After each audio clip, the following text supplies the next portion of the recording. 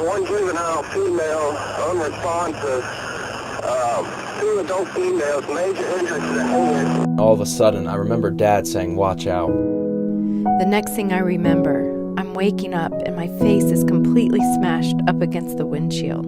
I was in a state of shock because I was dying in the vehicle.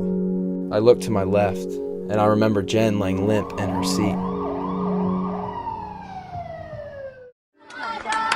The day began celebrating Josh's baseball tournament win and Jen's first choir concert. In a split second on the drive home, it would become their worst day. The accident happened on this stretch of road less than a mile from the Barrick's home.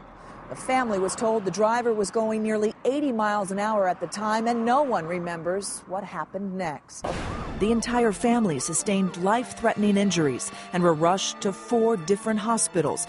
Jen wasn't expected to make it through the night. Jennifer had a traumatic brain injury, and it was a global injury all through her brain. In the days, weeks, and months when the Barricks couldn't care for themselves, family and friends pitched in, using the power of prayer, they say, to cope, hold on to hope, and deal with the anger.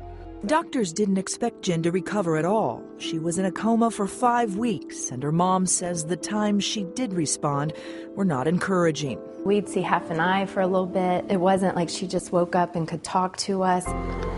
When Jen finally emerged from the coma, loved ones say she was singing gospel songs and reciting prayers as clear as she had before the accident. Thank you for everything you're doing. I just have to constantly be reminding myself that His plan is perfect and that He can and that I believe He will heal me in the right timing. I mean, it might not be for another year, or it might even be longer, or it could happen today. That's right. I just, my faith is in the Lord.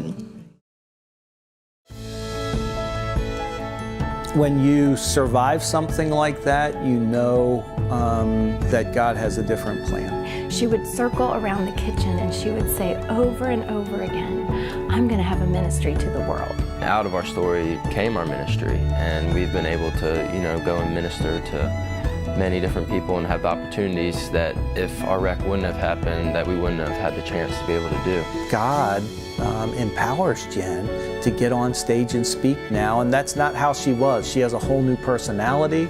She has a whole new purpose in life, and it wasn't how she was prior to the accident.